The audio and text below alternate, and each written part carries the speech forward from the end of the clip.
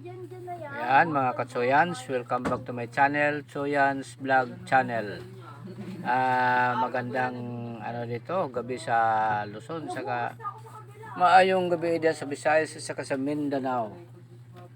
Ayan, for today's video at ako'y gumagawa ng gupit at saka mentholated scalp treatment. Ayan, habang habang nakababad yung gamot sa ulo, yung menthol, minamasahe ka rin sa dito sa katawan para tuluyang makarelax ang mga kliyente. Ayan, tuloy-tuloy lang po yan habang ginagawa, kasi ang oras niyan 30 minutes yan nakababad sa scalp. Ayan,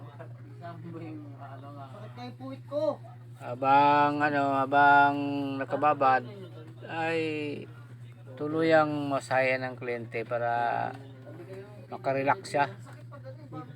Yan, super relax talaga pag pag nagpa scalp treatment ka. Ayan, at talagang gusto nyong bumisita dyan sa may Bruno's Barber sa may Robinson Place, Maynila. Yan, gusto niyo masubukan na ganitong service sa inyo, nako, hindi kayo aayawan ng mga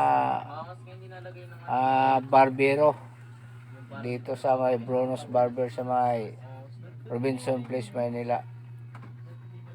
Ayan, kasi kailangan namin yung mga magpagawa ng mga ganito.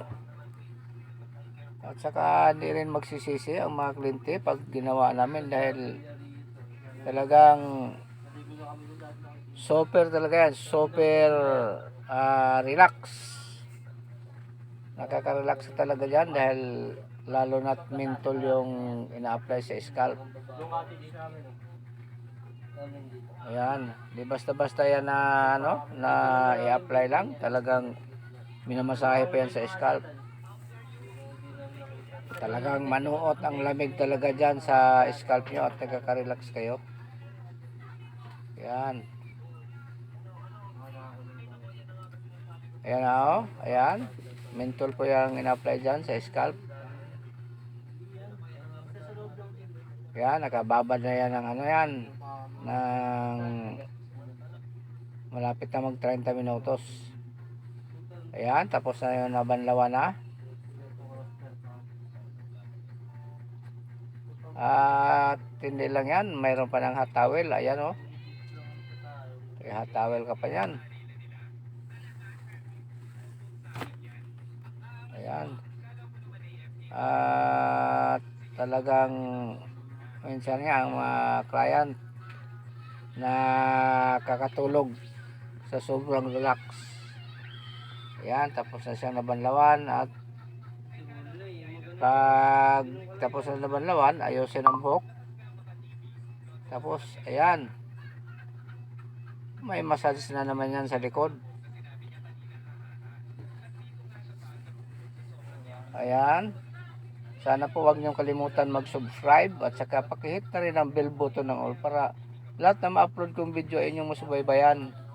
Ayan, hangad namin ang inyong kaligayahan at tagumpay sa bawat araw. Ayan, salamat sa inyong pagpanood dyan. God bless you sa inyong lahat. Ayan, bye-bye sa inyong lahat. Ayan. Ayan, pag ganyan na, pinapatunog na yung likod, ayan, matatapos na ang masahe dyan.